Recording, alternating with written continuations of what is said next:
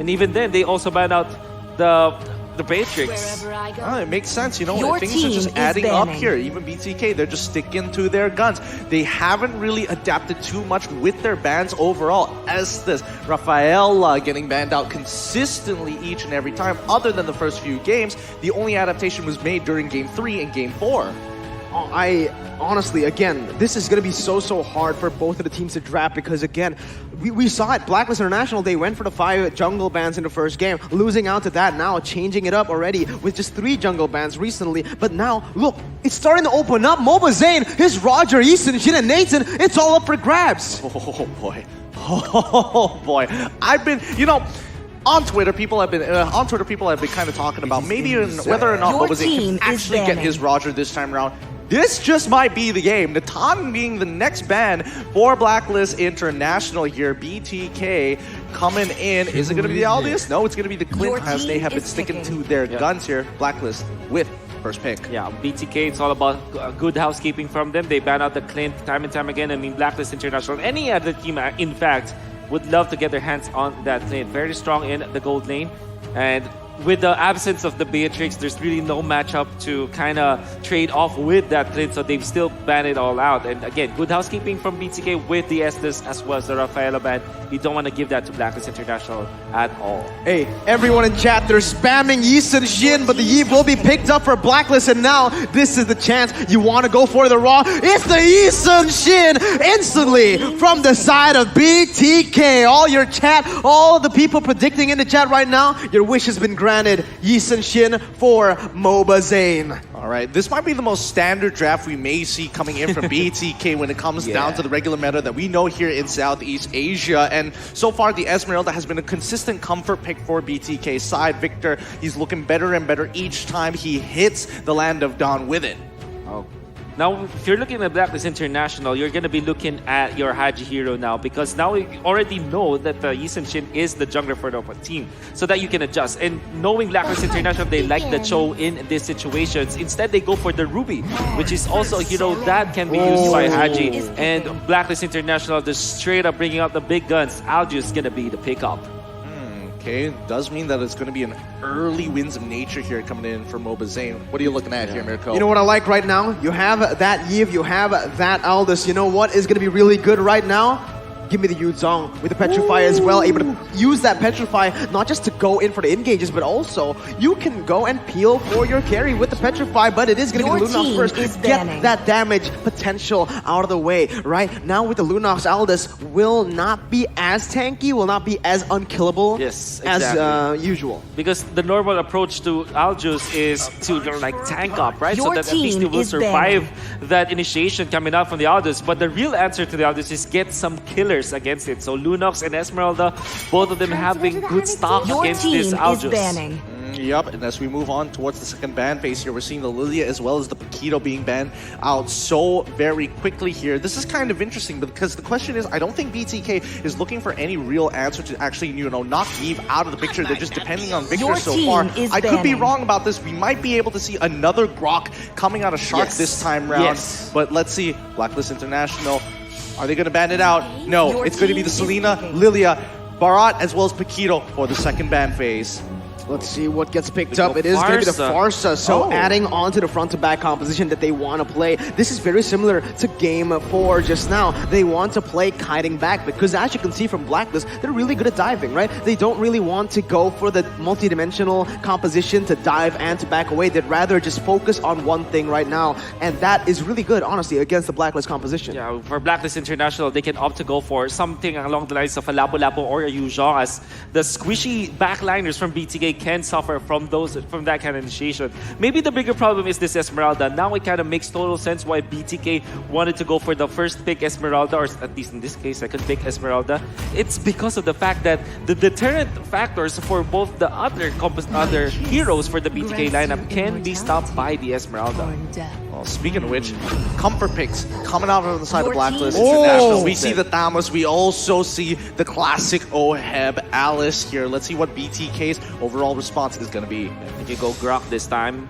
Going out for BTK, that's your comfort pick. You know, I have a very, very weird pick in my head.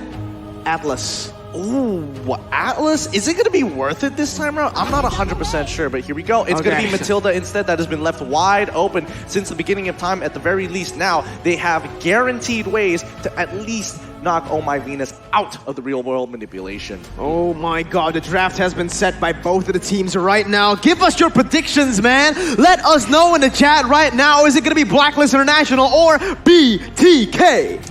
Gonna be a normal draft for game number 5, and I love it. They're gonna be sticking to what works. The classic Aljus Alice coming up from Blacklist International, greedy but still very strong. Oh, this is it. This is for all marbles here. Is North America gonna make the biggest statement here at N3 by knocking Blacklist down to the lower bracket? Or is it gonna be Blacklist taking this game? Only one may survive. Blacklist on the blue side, BTK on the red. Let's hop into the land of dawn. There's only one phrase to sum it all up. Boom, bang, bada bing. Are y'all ready for game 5? I'm so ready for game 5 here, and immediately we have to identify how these lanes are going to go. Thamus is going to get punished here on that top side by Shark instantaneously as Matilda controlling that river pressure. I want to say the Thams is more inclined to win against the Esmeralda in a 1v1 setup. That's why BTK put Shark in there just to poke out this Esmeralda, this Thams for a little bit. Maybe that will give a little bit of a head start for BTK. Absolutely. Now, again, it is going to be really, really good for the side of Blacklist here in the early stages with Wise just basically getting that little Wanderer, right? Both of the junglers need to scale. And this is what BTK needs to do with their composition, is to get an initial lead, I suppose, with that Yi Sun-shin. You need to get that guy rolling, man. Once he gets those items, he is going to be a nuisance. But if he scales as well as the Aldous, honestly, I favor the Aldous. Yeah.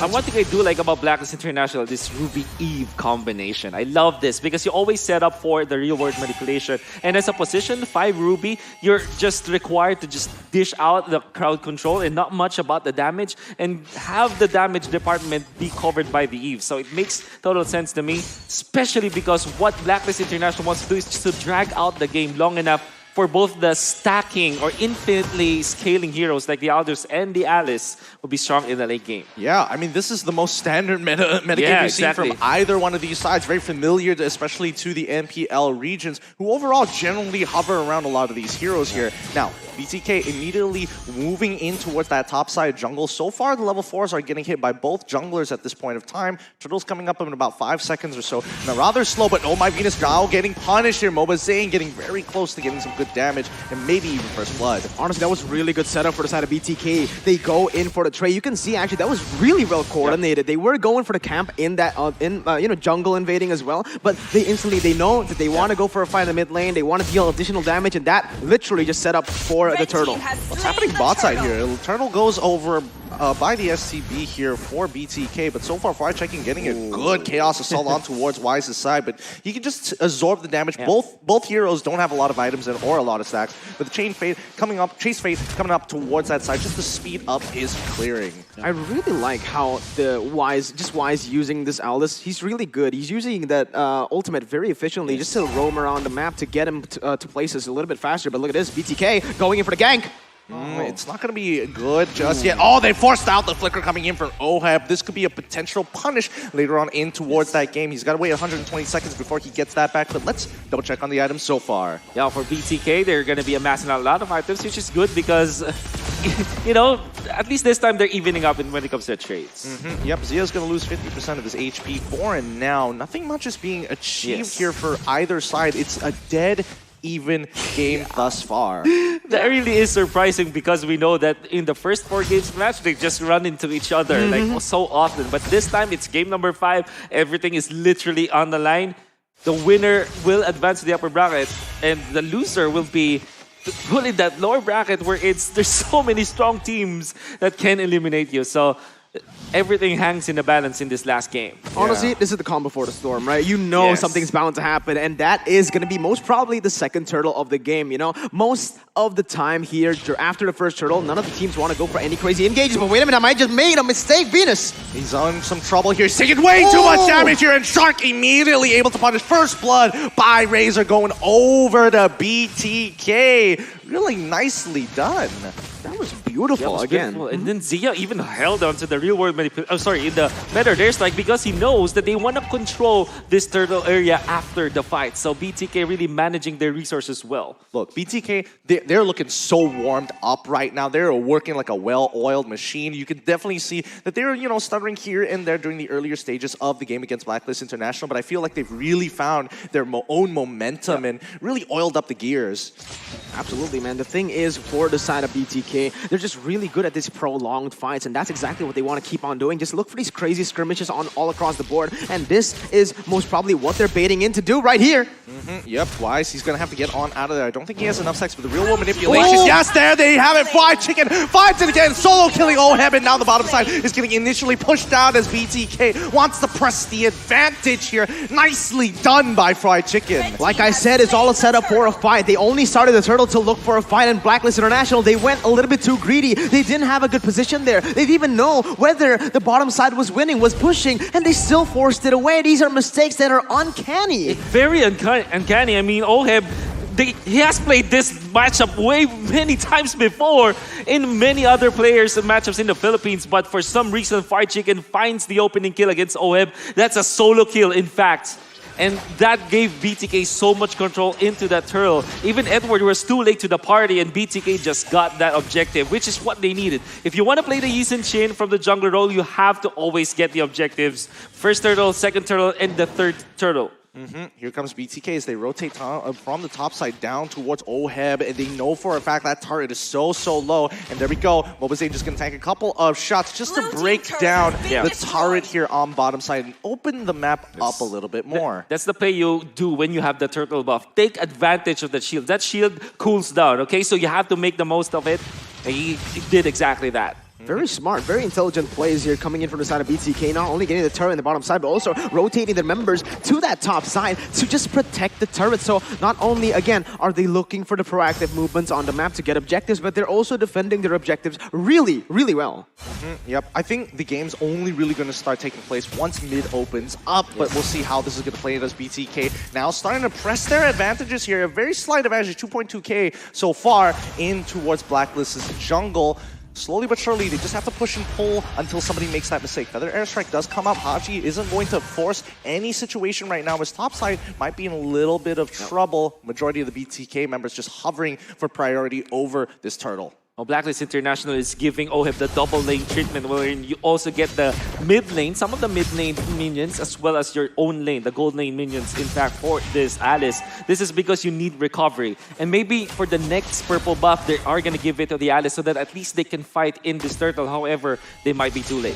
Oh, again, they're just so clean with these engages, with these setups. And look at the top side. Top side, Edward, he might be in some trouble here as Victor has already initiated on top of him. Fried Chicken came in a little later to disregard what Edward had to make in terms of his statement. But so far, BTK and as well as Blacklist International, BTK is posing questions and Blacklist International hasn't necessarily put up answers just yet. They're just avoiding these questions. The switch has been flipped. Blacklist International identifying that BTK have already gotten a good early game. They will now split the map. It's macro play from now on. You're going to see Wise just going into some parts of the lane and maybe clear that one out. Edward in a static lane, all the while Oheb just controlling all of the mid lane as well as maybe some other lane. So the thing is, Blacklist International is all full macro mode at this point. What will BTK do with this? They're matching them. Look, Esmeralda is dealing with Aldous down on towards that bottom side, and you know she can. For now, she can handle him while there is still time. But BTK want to press their advantage with Fried Chicken as they move on forward. Shark does not start the initiation just yet, but definitely baits Edward into potentially using something, or at the very least popping his ult early. Oh, Shark now getting pulled in by the I'm Offended, who gets out very easily. Feathered Airstrike can guarantee that they're not going to get punished here. Oheb throwing the flowing, but hopefully tried to deter them away. The thing about Blacklist's composition is that they really do want to go for that wombo combo team fight. If they don't get that, it's going to be actually really hard, and that's the thing. With the Yisun Shin, it's really good. Not only do you have that unstoppable dash, but you also have another option. You can take that guiding win. Yeah, the thing with Blacklist International is they went for the Aldous and the Alice, and this is Yep. as greedy as it sounds, right? Everybody needs those stacks. So in both OHEB as well as Wise, they have that passive component wherein they need time, they need gold and XP. Speaking of which, Feather Airstrike already coming as Moba Zane gets targeted. Wow. Chain Fate does not work. I'm Offended comes on through, but Oh. here it comes. Real wall manipulation, and OHEB's doing a great job at cutting the members down of BTK. It's a 2-for-1 trade so far, but now Victor all by himself. Edward is coming in to say hello to the situation as Oh My Venus manages to get on out of there with a quick flicker. But look, Fried Chicken on that top side. You may have one extra kill, but I got another turret right under their noses. Oh, what wait, happened? hold up! Victor manages to pick off Oh My Venus down on the bottom side of the map. Now they have a very clear advantage. Edward holding on strong as Fried Chicken can easily win this, but he has to time it well. Flickers out of the situation as Edward already using his Molten Slice and as a Vengeance at the same time. Oh, Moba Zane covers everybody, dropping down his Alta Mountain Shocker to give them vision. All right, again, I want to emphasize this. Blacklist International, their composition relies heavily on the full 5v5 combo wombos. And as you can see, sure, they got the initial victory in that team fight, but it's all for not OHEB. OHEB, he's dead. What? He's dead. He went right into the chopping block, and BTK happily dropped the guillotine. Oh my God. Very, very unlikely jump coming out from OHEB. What was he hoping to achieve there? I mean, doesn't have the best way to steal the Lord. And in fact, the Lord just, the announcer just announced that the Lord has been taken.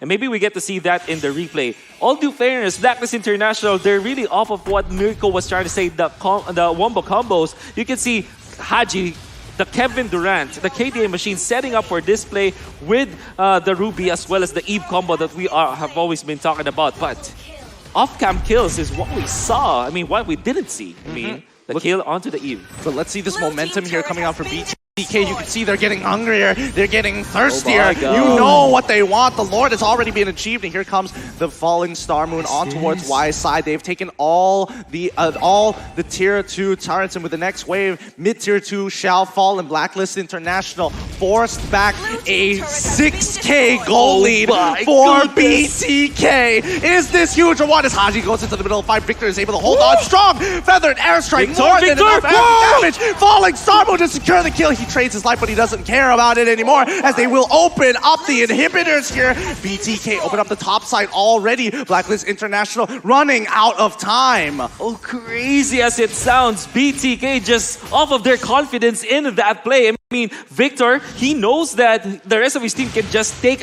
a better trade. For example, yes, they did die on their Expedite in exchange for a Ruby, but they were able to get a kill, a turret down up top. So this is BTK getting an inhibitor 11 minutes into this game. These are the things that Blacklist does to other teams, and BTK, Exactly. they're doing it to them. What is going on, man? M3 has literally been just flipped over its head, and we are seeing that BTK again. I want to emphasize this one more time. No coach, no analyst, no problem. In every world championship, there's always the underdog that we'd love to see thrive. BTK might be it. Yep, BTK just might be it. Edward going into the middle fight, absorbing that damage. Chain Fate on towards Moba Zane. He manages to get out of the real one. Manipulation does not clip it right at the end. What? They find it! That's Victor! Fried Chicken has done it! Victor is now in the back line as they find a huge opportunity to break for it. They flicker on for it. They find another kill. That's 2. They can get the third. Moba Zane! They have done it! They have gotten that triple kill. No wave to punish as BTK move towards that top side. They're gonna proxy the waves. They just need Shark to destroy OHEB here. Well done! They have done it! The biggest upset here so far. BTK have beaten Blacklist International. GG. Well played. North America has come. What the heck happened there, man? Your all-nighter has just been... I'm just speechless right now. BTK, baby! Everyone in this team, they came over. The first time they've met was in the airport, and they've managed to get the victory against the tour.